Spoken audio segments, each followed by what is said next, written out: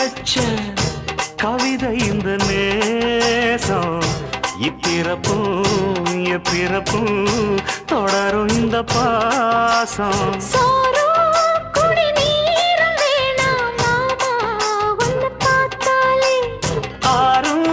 பசியாரும் தானாச மொழி கேட்டாலே